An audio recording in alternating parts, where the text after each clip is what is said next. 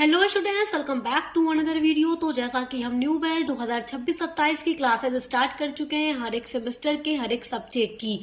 तो जो भी हमारे बच्चे बीए फर्स्ट ईयर के फर्स्ट सेमेस्टर में हैं और पॉलिटिकल साइंस को पढ़ रहे हैं मेजर या माइनर सब्जेक्ट के रूप में, तो आज की वीडियो में हम आपके पॉलिटिकल साइंस का यूनिट नंबर 2 पढ़ने वाले हैं। इसके पहले की जो यूनिट है, यूनिट नंबर 1, वो हम कंप्लीट करा चुके हैं और लगातार एक सीक्वेंस में हम आपकी बैक टू बैक क्लासेस लेकर आ रहे हैं हर एक सब्जेक्ट की।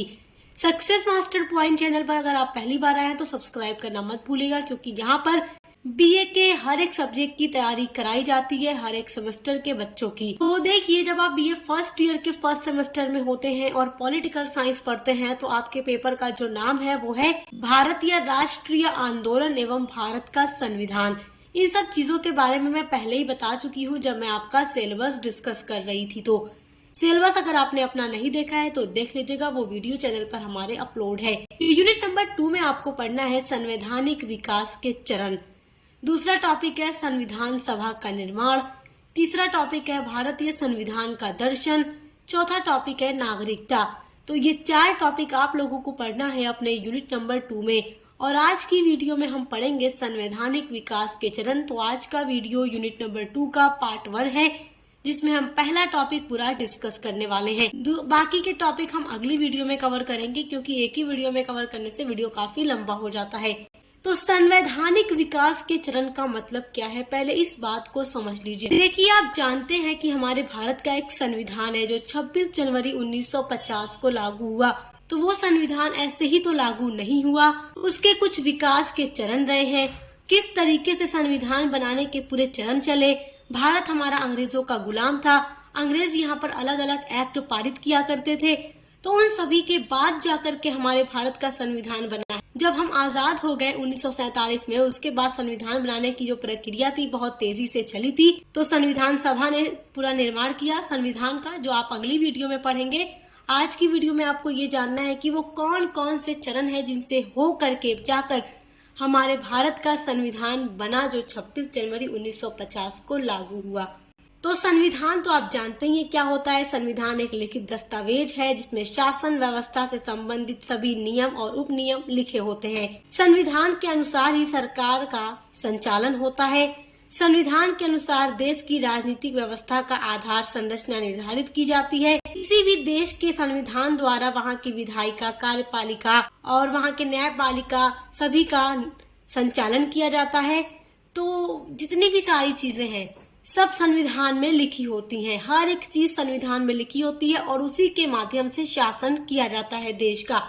ये बात आप जानते ही हैं। देखिए, अगर हम बहुत पहले की बात करें, जब हमारे भारत में अभी अंग्रेज नहीं आए थे, उससे पहले यहाँ राजाओं का शासन होता था अलग अलग राज्यों पर। तो उस टाइम कोई संविधान नहीं होता था। राजा जो भी बोल देता था, कह देता था कि ऐसे करना है, तो अपने दरबार में अपने दरबारियों से, अपनी जनता से, तो उसकी जुबान से निकले हुए वर्ड्स उसके लिए क्या बन जाते थे, कानून बन जाते थे। लेकिन जब लोकतांत्रिक देश बनता है तो संविधान की आवश्यकता पड़ती है, और हमारा भारत भी एक लोकतंत्रात्मक शासन व्यवस्था वाला देश बन चुका है जब हम आजाद हुए उसके बाद। तो जब अंग्रेज यहाँ पर आए, ब्रिटिश ईस्ट इंडिया कंपनी यहाँ पर आती है व्यापार करने के उद्देश्य से, तब यहाँ पर जहांगीर का शासनकाल था, जो मुगल वंश का शासक था। उन्होंने यहाँ पर व्यापार करने की परमिशन मांगी, जहांगीर ने परमिशन दे दी। वो केवल व्यापार करने के उद्देश्य से आए थे कि भारत में व्यापार करना है और धन कमाना है। लेकिन जब वो भारत की व्यवस्था देखते हैं, सामाजिक राजनीतिक हर प्रकार की जब व्यवस्था वो लोग देखते हैं, उसके बाद उनके इरादे बदलने लगते हैं और वो भारत में शासन करना अपना उद्देश्य बना लेते हैं। तभी से वो लोग क्या करते हैं, अलग अलग एक्ट बनाने की शुरुआत करते हैं। तो यही से शुरू होता है संवैधानिक विकास का चरण, जिसमें पहला एक्ट बना था 1773 ईस्वी में ब्रिटिश सरकार के द्वारा। जो ईस्ट इंडिया कंपनी भारत में व्यापार कर रही थी, उसका अब उद्देश्य धीरे धीरे बन रहा था भारत पर शासन करने का। तब जाके 1773 ईस्वी में रेगुलेटिंग एक्ट लेकर आया गया ब्रिटिश सरकार द्वारा। सन 1773 का जो रेगुलेटिंग एक्ट था वो ब्रिटिश ईस्ट इंडिया कंपनी की गतिविधियों से संबंधित पहला संसदीय कानून था। ईस्ट इंडिया कंपनी के जो भी कार्य थे, जो भी ईस्ट इंडिया कंपनी भारत में आकर कार्य कर रही थी, उन कार्यों को नियंत्रित करने के उद्देश्य से ब्रिटिश सरकार ने, जो ब्रिटिश संसद था, उसने एक एक्ट पारित किया ताकि जो कुछ भी काम British east India company Bharat में कर रही है उसकी पूरी जानकारी और उसका नियंत्रण कहां पर हो सके, ब्रिटिश सरकार को हो सके। उसके अलावा जो दूसरी मुख्य बात थी ब्रिटिश ईस्ट इंडिया कंपनी की, वो ये थी कि इस अधिनियम के अनुसार बंगाल के गवर्नर को गवर्नर जनरल कहा जाने लगा। देखिए, बंगाल के गवर्नर होते थे तो उनको बंगाल का गवर्नर जनरल बना दिया गया 1773 के रेगुलेटिंग एक्ट के द्वारा। तो जब बंगाल के गवर्नर को गवर्नर जनरल बना दिया गया तो वॉरेन हेस्टिंग्स जो थे पहले गवर्नर जनरल बनते हैं बंगाल के। नाम नोट कर लीजिएगा, बहुत इंपॉर्टेंट पॉइंट्स है ये सारे। और देखिए, जो गवर्नर जनरल बनाए गए थे उनकी हेल्प करने के लिए, उनके कामों में उनकी सहायता करने के लिए इस एक्ट के द्वारा 4 सदस्यों की एक परिषद का भी गठन किया गया था। उसमें 4 सदस्य थे और वो चारों सदस्य गवर्नर जनरल की सहायता किया करते थे उनके कार्यों में। और देखिए, जो ये रेगुलेटिंग एक्ट लाया गया था ब्रिटिश सरकार के द्वारा, ये जो था इसके थ्रू क्या किया गया कि जो मद्रास और बम्बई की प्रेसिडेंसी थी, तो मद्रास और बम्बई के जो गवर्नर थे उनको बंगाल के गवर्नर जनरल के अधीन कर दिया गया। और अब हेड यहाँ पर कौन हो गया? गवर्नर जनरल हो गया जो बंगाल का था, और ये सब इनके अंडर में आ गए। और इस एक्ट के द्वारा बंगाल में एक सुप्रीम कोर्ट की भी स्थापना की गई थी। कलकत्ता में एक सर्वोच्च न्यायालय जिसको सुप्रीम कोर्ट कहा जाता है, उसकी स्थापना की गई थी, जिसमें अपीलीय क्षेत्राधिकार शामिल थे, जहां सभी मामलों के निवारण की मांग की जा सकती थी। और इस सर्वोच्च न्यायालय के अंदर, इस सुप्रीम कोर्ट के अंदर एक मेन न्यायाधीश थे और 3 सहायक न्यायाधीश यानी जज थे। 1773 के रेगुलेटिंग एक्ट में जो भी कमियां थी उन कमियों को दूर करने के लिए दूसरा एक्ट ब्रिटिश संसद के द्वारा लाया जाता है 1784 ईस्वी में। एक्ट का नाम था पिट्स इंडिया एक्ट। उस टाइम के जो ब्रिटेन के तत्कालिक प्रधानमंत्री थे विलियम पिट, उनके नाम पर इस एक्ट का नाम पिट्स इंडिया एक्ट रखा गया था, जो 1784 में लाया गया था। जो डेट जिस एक्ट के सामने लिखी गई है तो याद कर लीजिए कि वो एक्ट उसी सन में लाया गया था, पारित किया गया था। तो देखिए, भारत में ब्रिटिश ईस्ट इंडिया कंपनी आ चुकी थी और ब्रिटिश संसद उस पर अपना नियंत्रण रखती थी। तो जो कुछ भी काम वो यहाँ कर रही है उसके लिए जो ब्रिटिश संसद था वो अलग अलग एक्ट पारित किया करता था भारत में उनको शासन करने के लिए। तो भारत के संवैधानिक इतिहास में इस एक्ट ने कई महत्वपूर्ण परिवर्तन कर दिए। इस एक्ट की पहली बात तो ये थी कि कंपनी के व्यावसायिक और राजनीतिक कार्यों को अलग कर दिया गया। व्यावसायिक कार्य का मतलब कंपनी यहाँ आई क्यों थी? व्यापार करने के उद्देश्य से। आने के बाद इरादा क्या कर लिया कि यहाँ पर शासन भी करना है। तो कंपनी का जो व्यावसायिक कार्य है, जो भी व्यापारिक कार्य है कंपनी का, और जो भी राजनीतिक कार्य है, इस एक्ट के थ्रू अलग कर दिया गया कि तुम राज भी करो, तुम शासन भी करो भारत पर, व्यापार भी करो। तो और दोनों कार्यों को बांट दिया गया। उसके अलावा गवर्नर जनरल की परिषद में जो 4 सदस्य थे, जो 4 सदस्यों के परिषद का एक गठन किया गया था, उन सदस्यों की संख्या 4 से घटाकर 3 कर दी गई। उसके अलावा बोर्ड ऑफ कंट्रोल की भी स्थापना की गई थी और बोर्ड ऑफ कंट्रोल की अनुमति के बिना गवर्नर जनरल और उसकी परिषद कोई भी संधि या युद्ध नहीं कर सकता था। अब देखिए, जो अगला अधिनियम आता है वो है 1813 ईस्वी का चार्टर अधिनियम। तो ये जो चार्टर अधिनियम है ये कब आता है? 1813 में, इसलिए इसको कहा जाता है 1813 ईस्वी का चार्टर अधिनियम। अब इस अधिनियम में क्या बातें लिखी गई थी? पहली बात तो ये थी कि ईस्ट इंडिया कंपनी का व्यापारिक एकाधिकार समाप्त कर दिया गया, यानी जो ये व्यापार करने के उद्देश्य से आई थी, अब इसके व्यापार का एकाधिकार समाप्त कर दिया गया था। चाय व्यापार को छोड़कर भारत के साथ व्यापार सभी ब्रिटिश नागरिकों के लिए खोल दिया गया। मतलब अभी तो ईस्ट इंडिया कंपनी आई थी भारत में व्यापार करने के उद्देश्य से, लेकिन 1813 का जब चार्टर अधिनियम पारित किया गया तो उसमें ये बात थी कि ब्रिटिश ईस्ट इंडिया कंपनी अब व्यापार नहीं करेगी। चाय का व्यापार इसको छोड़ करके, मतलब चाय का व्यापार कोई ब्रिटिश नागरिक न करे, उन सभी के लिए, बाकी सभी व्यापार के लिए भारत का द्वार खोल दिया गया कि वो भारत आकर व्यापार कर सकते हैं। और वह ईस्ट इंडिया कंपनी का व्यापारिक एकाधिकार अब खत्म कर दिया गया, क्योंकि इसका धीरे धीरे उद्देश्य बन रहा है यहाँ पर पूरा शासन जमाने का, पूरे भारत पर राज्य करने का। तो जिस उद्देश्य से वो पहले आई थी, अब वो उद्देश्य उसका खत्म होता चला जा रहा है। उसके अलावा इस चार्टर में ये भी बात थी कि जो ईसाई मिशनरीज हैं वो भारत में ईसाई धर्म का प्रचार प्रसार भी कर सकेंगे और भारत के लोगों को ईसाई धर्म के बारे में बताएंगे, प्रचार प्रसार करेंगे, जिससे कि भारत ये ईसाई धर्म को अपनाएंगे। तो 1813 के चार्टर अधिनियम की ये मुख्य बातें थी। उसके बाद आता है 1833 का चार्टर अधिनियम। तो आप ये जो अलग अलग से अधिनियम पढ़ रहे हैं, ये सब एक लिखित अधिनियम आ रहे थे एक कानून के रूप में ब्रिटिश सरकार की तरफ से भारत पर शासन करने के लिए। तो आप वही चीजें पढ़ रहे हैं कि भारत में किस तरीके से संविधान का विकास हुआ, क्योंकि इससे पहले तो भारत में कोई भी एक लिखित कानून था ही नहीं। ब्रिटिश जब यहाँ आते हैं, मतलब जब अंग्रेज यहाँ आते हैं, तभी से लिखित कानून बनने लगा था। और शुरुआत कहाँ से हुई थी? 1773 ईस्वी से रेगुलेटिंग एक्ट से शुरुआत हुई थी। अब देखिए 1833 में आता है 1833 ईस्वी का चार्टर अधिनियम।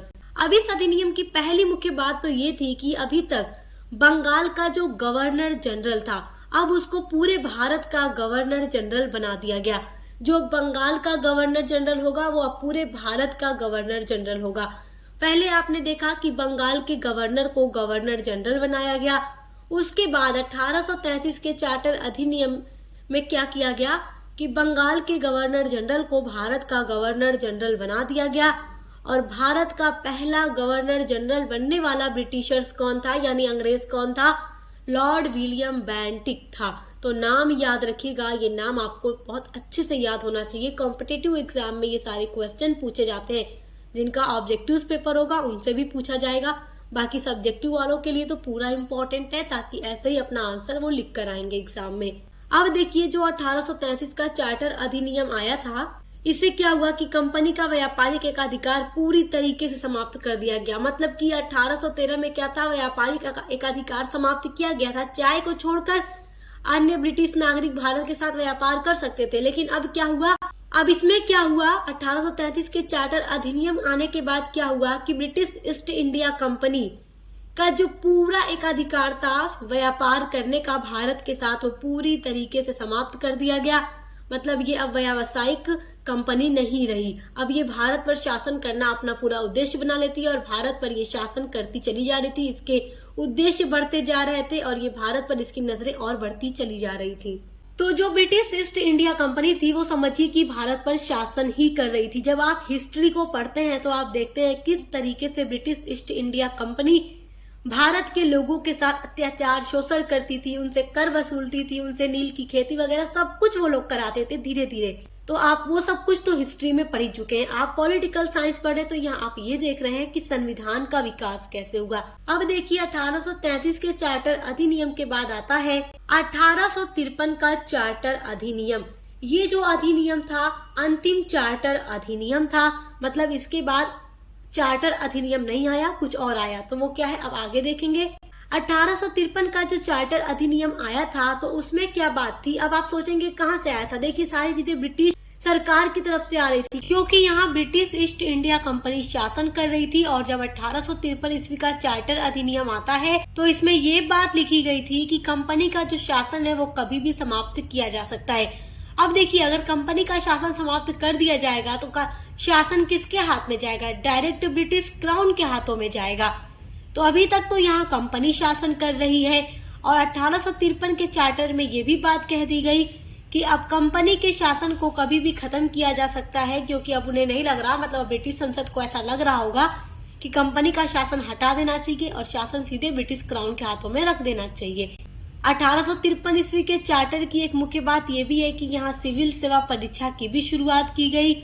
उसके अलावा गवर्नर जनरल के कार्यकारी और विधायी कार्यों को भी अलग कर दिया गया था। अब देखिए यहाँ से शुरू होता है संवैधानिक विकास, ब्रिटिश राज के अधीन शासन।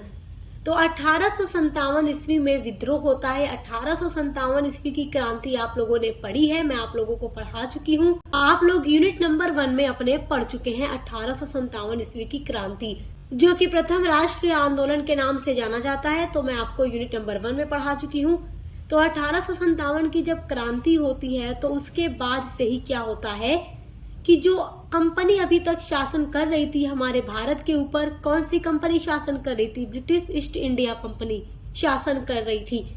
तो उसके बाद क्या होता है 1858 ईस्वी से क्या होता है कि कंपनी का शासन खत्म कर दिया जाता है और भारत की जो सत्ता थी अब सीधे ब्रिटिश राज घराने के हाथों में चली जाती है, मतलब ब्रिटिश क्राउन के हाथों में चली जाती है। तो 1857 से लेकर 1947 तक कौन शासन करता है? ब्रिटिश क्राउन भारत पर शासन करता है। इससे पहले अभी तक ब्रिटिश ईस्ट इंडिया कंपनी शासन कर रही थी और वो कंपनी भी किसके अंडर में थी? ब्रिटिश सरकार के ही अंडर में थी। अब देखिए, भारत सरकार अधिनियम 1858 पारित किया जाता है। ब्रिटिश संसद के द्वारा पारित किया गया 1858 का भारत शासन अधिनियम ने ईस्ट इंडिया कंपनी के शासन को हमेशा के लिए खत्म कर दिया और भारत को ब्रिटिश क्राउन के अधीन कर दिया गया। अब भारत पर डायरेक्ट शासन कौन करेगा? ब्रिटिश क्राउन करेगा। अभी तक शासन कौन कर रहा था? British east India company British crown के अधीन रहकर ही कर रही थी। तो अब भारत पर ब्रिटिश क्राउन शासन करेगा, ना कि ब्रिटिश ईस्ट इंडिया कंपनी।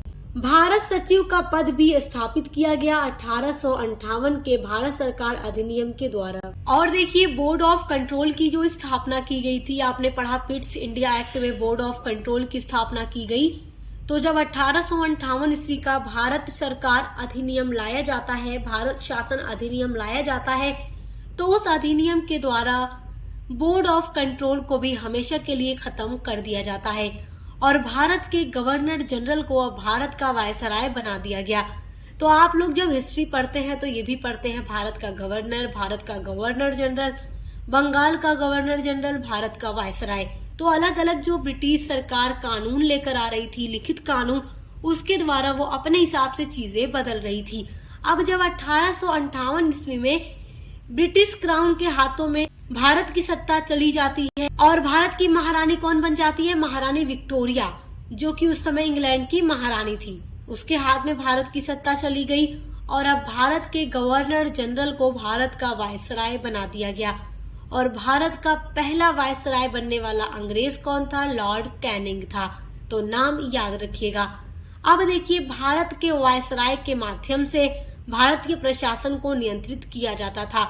तो जो भारत सचिव था, जो भारत सचिव का पद भी बनाया गया था 1858 के भारत सरकार अधिनियम के थ्रू, तो भारत सचिव के द्वारा भारत में वायसराय होता था और जो भारत के पूरे प्रशासन को नियंत्रित करता था। अब देखिए 1861 का भारत परिषद अधिनियम। अब देखिए, वायसराय को, जो भारत के वायसराय थे, उनको पहली बार अध्यादेश जारी करने की शक्ति मिली। मतलब इससे पहले वायसराय को अध्यादेश जारी करने की कोई शक्ति, कोई पावर नहीं मिली थी।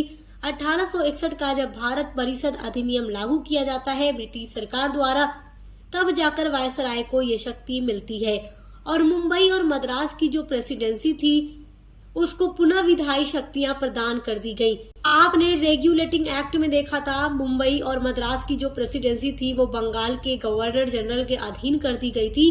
तो जब 1861 का भारत परिषद अधिनियम आता है तो मुंबई और मद्रास की प्रेसिडेंसी को दोबारा से विधायी शक्तियां प्रदान कर दी जाती है और भारत में विकेंद्रीकरण की शुरुआत कर दी जाती है। उसके अलावा कानून बनाने की जो प्रक्रिया थी, मतलब ये अलग अलग से जो भी कानून बना रही थी ब्रिटिश सरकार, अब उसमें वो भारतीयों को भी शामिल करने की शुरुआत करते हैं। अभी तक इतने सारे चार्टर अधिनियम बनाए, इतने सारे एक्ट बनाए थे, इतने सारे अधिनियम बनाए, किसी में भी भारत के नागरिकों को शामिल नहीं किया गया था। अब जब 1861 का भारत परिषद अधिनियम आता है तो उसमें क्या बात कही गई कि अब भारत के नागरिकों को भी, भारतीय प्रतिनिधित्व भी कानून बनाने की प्रक्रिया में शामिल होगा। तो ऐसा उन्होंने क्यों किया?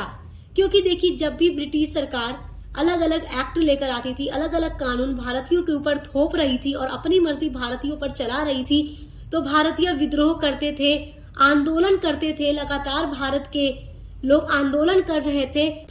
हमारे भारत के जो बड़े बड़े नेता थे और भारत की जो जनता थी उस समय, वो लगातार आंदोलन कर रही थी, विद्रोह कर रही थी ब्रिटिश सरकार के खिलाफ कि हमें तुम्हारी बात नहीं माननी, हमें आजादी चाहिए। तो इसलिए उन्होंने सोचा कि अगर भारतीयों को शामिल कर लिया जाएगा तो फिर भारतीय विद्रोह नहीं करेंगे, आंदोलन नहीं करेंगे। कानून तो बनाना उन्हें ही था, बस शामिल इसलिए करना था कि भारतीय विद्रोह न करे, क्योंकि जब उनको शामिल नहीं किया जाएगा तो वो और ज्यादा नाराज होंगे। मतलब इस तरीके से आप देख सकते हैं किस तरीके से ब्रिटिश ने हमारे भारत पर राज किया है। अब देखिए 1892 ईस्वी में आता है भारत परिषद अधिनियम। तो तो 1892 का भारत परिषद अधिनियम जब लागू किया जाता है तो देखते हैं कि इसमें मुख्य बातें क्या थी। पहली मुख्य बात इसकी थी कि विधान परिषद का आकार बढ़ा दिया गया। उसके अलावा विधान परिषद को अधिक शक्ति भी प्रदान की गई और उन्हें बजट पर विचार विमर्श करने का भी पूरा अधिकार दिया गया। जो भी बजट का ब्यौरा वगैरह पेश किया जाता था उस पर किसी को भी जैसे अभी तक बोलने का या विचार विमर्श करने का अधिकार नहीं था, तो 1892 के भारत परिषद अधिनियम के द्वारा उन्हें ये अधिकार दिया गया तथा वे कार्यपालिका से भी कोई भी प्रश्न अब पूछ सकते थे। जो विधान परिषद के सदस्य थे वो कार्यपालिका से प्रश्न भी पूछ सकते थे। और पहली बार अप्रत्यक्ष चुनाव भी शुरू किया गया। अप्रत्यक्ष रूप से चुनाव कब शुरू हुआ? तो 1892 ईस्वी में शुरू हुआ था भारत परिषद अधिनियम के थ्रू। अब देखिए जो अगला अधिनियम है वो है भारत परिषद अधिनियम 1909, जिसे हिस्ट्री में मार्ले मिंटो सुधार के नाम से भी जाना जाता है। अगर आपसे प्रश्न पूछ दे मार्ले मिंटो सुधार के बारे में लिखिए, तो मतलब आपको क्या लिखना है? भारत परिषद अधिनियम 1909 के बारे में लिखना है। इसको मार्ले मिंटो सुधार क्यों कहा जाता है? देखो, जब ये अधिनियम लागू होता है, ब्रिटिश सरकार जब ये अधिनियम 1909 ईस्वी में लेकर आती है, उस समय इंग्लैंड में जो भारत सचिव था वो लॉर्ड मॉडले था और जो भारत में वायसराय था वो लॉर्ड मिंटो था। तो इन्हीं दोनों के नाम पर इसका नाम पड़ गया मार्ले मिंटो सुधार, क्योंकि इस समय जो भी इस अधिनियम में बातें थी इनके द्वारा ही लाई गई थी अलग अलग सुधार करने के लिए। तो देखिए, अभी तक आपने देखा कि 1892 ईस्वी का जो भारत परिषद अधिनियम आया था उसमें पहली बार अप्रत्यक्ष चुनाव शुरू किया गया था। जब मार्ले मिंटो सुधार आता है तो पहली बार विधान परिषद के लिए प्रत्यक्ष चुनाव शुरू किया गया। अब अप्रत्यक्ष और प्रत्यक्ष चुनाव का मतलब क्या है? देखो, जो भारत सचिव वगैरह होते थे या वायसराय किसी को अगर किसी पद पे रखते थे, बोल देते थे तुम इस पद पे रहोगे, तो वो उस पद पे हो जाता था। इस तरीके से अप्रत्यक्ष चुनाव हो जाता था। लेकिन जब मार्ले मिंटो सुधार आता है 1909 में तो प्रत्यक्ष रूप से चुनाव शुरू किया गया था। और देखिए, भारत में पहली बार पृथक यानी अलग निर्वाचन प्रणाली की भी शुरुआत की गई। और ये जो पृथक निर्वाचन प्रणाली की स्थापना की गई थी, व्यवस्था की गई थी, वो मुसलमानों के लिए थी। मुसलमानों के लिए सीटें आरक्षित की गई थी और मुसलमान उम्मीदवार के लिए केवल मुसलमान ही वोट दे सकता था। ऐसा क्यों किया गया था मार्ले मिंटो सुधार में? देखो, भारत में सांप्रदायिकता का जनक लॉर्ड मिंटो को कहा जाता है। तो लॉर्ड मिंटो जो था भारत में सांप्रदायिकता का जनक था। अभी तक जो भी हिंदू मुसलमान थे हमारे भारत में बहुत मिलकर रहते थे, एकता की भावना थी और ब्रिटिश सरकार की नीति थी फूट डालो शासन करो। तो जब तक हिंदू और मुसलमान की एकता में फूट नहीं डालते उनके रास्ते भी आसान नहीं होते भारत में शासन करने के। तो इसलिए उन्होंने ऐसा किया कि मुसलमानों के लिए सीटें आरक्षित की और मुस्लिम उम्मीदवार को केवल मुस्लिम ही वोट दे सकता था, ताकि भारत में हिंदू मुसलमान की एकता में फूट डाला जाए। तो इस तरह का भी काम लॉर्ड मिंटो ने किया था। उसके अलावा ये जो अधिनियम था इसमें गवर्नर जनरल की जो कार्यकारी चीजें थी उसमें पहली बार भारतीयों को भी प्रतिनिधित्व मिला, यानी कि गवर्नर जनरल या जो वायसराय था। अब देखें, यहाँ वायसराय था ना, तो वायसराय की काम जो होते थे, वायसराय जो भी काम करता था उसमें अभी तक भारतीयों को प्रतिनिधित्व नहीं मिला था। तो इस अधिनियम के द्वारा वायसराय के कामों में पहली बार भारतीयों को भी प्रतिनिधित्व दिया गया। 1919 में आता है भारत शासन अधिनियम, जिसको हिस्ट्री में मॉन्टेग्यू चेम्सफोर्ड सुधार के नाम से जाना जाता है। जैसे आपने देखा 1909 के भारत शासन अधिनियम को मार्ले मिंटो सुधार के नाम से जाना जाता है, उसी तरीके से 1919 के भारत शासन अधिनियम को मॉन्टेग्यू चेम्सफोर्ड सुधार के नाम से जाना जाता है। इस अधिनियम के द्वारा भारत में पहली बार औरतों को यानी महिलाओं को मताधिकार का अधिकार दिया गया, यानी वोट देने का अधिकार दिया गया। अभी तक मत देने का यानी वोट देने का अधिकार भारत में महिलाओं को नहीं था। 1919 के भारत शासन अधिनियम के द्वारा महिलाओं को भी ये अधिकार दिया गया कि वो अब वोट दे सकती हैं। उसके अलावा केंद्र में द्विसदनात्मक व्यवस्था और प्रत्यक्ष निर्वाचन व्यवस्था को भी शुरू किया गया, जैसे कि राज्य परिषद और केंद्रीय विधानसभा। जैसे कि आज के टाइम में लोकसभा राज्यसभा है, तो उस समय 1919 का जो भारत शासन अधिनियम आया था उसमें राज्य परिषद यानी वर्तमान की जो राज्यसभा है और केंद्रीय विधानसभा यानी वर्तमान का जो लोकसभा है, उस तरीके से चीजें अब ब्रिटिश सरकार भारत में बना रही थी, क्योंकि इनका तो पूरा मकसद था हमेशा के लिए भारत पर शासन करना। लेकिन हमारे भारत के नेताओं ने और भारत की जनता ने लगातार आंदोलन करके हमारे भारत को आजाद करा ही लिया। उसके अलावा देखिए प्रांतों में द्वैध शासन प्रणाली की भी शुरुआत कर दी गई थी 1919 भारत शासन अधिनियम के द्वारा। अगला जो अधिनियम ब्रिटिश सरकार लेकर आती है हमारे भारत में वो है भारत सरकार अधिनियम 1935। हमारे भारत के संविधान में जिस तरीके से अनुच्छेद, अनुसूचियां और भाग हैं, उसी तरीके से ब्रिटिश सरकार ने जो 1935 का भारत सरकार अधिनियम पारित किया था, इसमें 321 अनुच्छेद थे, 10 अनुसूचियां थी और 14 भाग थे। मतलब ब्रिटिश सरकार का क्या इरादा था, हमेशा के लिए भारत पर शासन करना, जिसके उद्देश्य से उन्होंने एक समझ लीजिए कि संविधान तैयार कर लिया था। ये जो 1935 का भारत सरकार अधिनियम आया था, इस अधिनियम की देखिए पहली मुख्य बात तो ये थी कि पहली बार अखिल भारतीय संघ की स्थापना भारत में की जाएगी। तो इस अखिल भारतीय संघ की स्थापना करने के लिए जो बात इस अधिनियम के अंदर कही गई थी, तो इसमें क्या था, 11 ब्रिटिश प्रांत होंगे, 4 चीफ कमिश्नर के क्षेत्र होंगे और देशी रियासतों से मिलकर बनाना था अखिल भारतीय संघ। तो देखिए जो देशी रियासतें थी उन्होंने अखिल भारतीय संघ बनाने से इनकार कर दिया। देखिए हमारे भारत में जब अंग्रेजों का शासन था तो ऐसा नहीं था कि हर एक राज्य पर, भारत के हर एक राज्य पर ब्रिटिश का शासन हो। भारत के कुछ राज्य तब भी स्वतंत्र थे और उन पर ब्रिटिश सरकार का कोई अधिकार नहीं था, तो वो देशी रियासतों के अंतर्गत आना था। तो जब 1935 का भारत सरकार अधिनियम लाया गया तो इसमें पहली बार अखिल भारतीय संघ की स्थापना करना था, जिसमें 11 ब्रिटिश प्रांत, 4 चीफ कमिश्नर के क्षेत्र और देशी रियासतों से मिलकर बनना था। लेकिन देशी रियासतों ने पूरी तरीके से इस चीज को इनकार कर दिया। उसके अलावा प्रांतों में द्वैध शासन का अंत कर दिया गया। आपने देखा 1919 के भारत सरकार अधिनियम में प्रांतों में जो द्वैध शासन प्रणाली की शुरुआत की गई थी, 1935 के शासन अधिनियम के द्वारा उसको खत्म कर दिया जाता है और केंद्र और राज्यों की शक्तियों का विभाजन कर दिया जाता है। जैसे आज वर्तमान हमारे भारत में केंद्र और राज्य सरकार की जो शक्तियां हैं बटी हुई हैं। केंद्र में प्रधानमंत्री हो, जिनमें पूरे भारत पर शासन करने की शक्ति निहित होती है, किसमें, प्रधानमंत्री में भारत के, और जो मुख्यमंत्री होते हैं वो राज्यों के प्रमुख होते हैं और राज्यों पर पूरा अधिकार और शासन करने की पूरी शक्तियां मुख्यमंत्री में निहित होती हैं। तो जब भारत सरकार अधिनियम 1935 लाया गया तो उस समय केंद्र और राज्य सरकार की शक्तियों का पूरा बंटवारा कर दिया गया और ये चीजें वर्तमान में भी हमारे भारत में है, क्योंकि जब हमारे भारत का संविधान सभा के द्वारा बनाया जा रहा था तो कुछ चीजें इस अधिनियम से भी उन्होंने उठाई थी जो चीजें ठीक लगी उन्हें। और देखिए जो 1858 का भारत शासन अधिनियम बनाया गया था, जिसके द्वारा शासन किया जा रहा था, तो उसको भी समाप्त कर दिया गया, उसका भी अंत कर दिया गया। आपने देखा 1858 से ही ब्रिटिश क्राउन के हाथों में भारत की सत्ता चली गई, जिसके द्वारा अभी भी शासन हो रहा था। तो उस शासन अधिनियम को अब खत्म कर दिया गया और भारत सरकार अधिनियम 1935 लागू कर दिया गया। उसके अलावा भारत में मुद्रा के नियंत्रण के लिए और साख का विस्तार करने के लिए भारत में रिजर्व बैंक की भी स्थापना की गई। भारत के रिजर्व बैंक हमारे भारत का सेंट्रल बैंक है। तो 1935 के भारत सरकार अधिनियम के through he reserve bank of India की स्थापना की गई थी। उसके अलावा बर्मा जो वर्तमान में म्यांमार है, उसको भी भारत से अलग कर दिया गया था इस अधिनियम के तहत। तो ये था भारत सरकार अधिनियम 1935। इसके बाद कोई भी अधिनियम नहीं आया था। चलिए अब आगे देखते हैं। उसके बाद जो अगला अधिनियम ब्रिटिश संसद पारित करती है वो है भारतीय स्वतंत्रता अधिनियम 1947।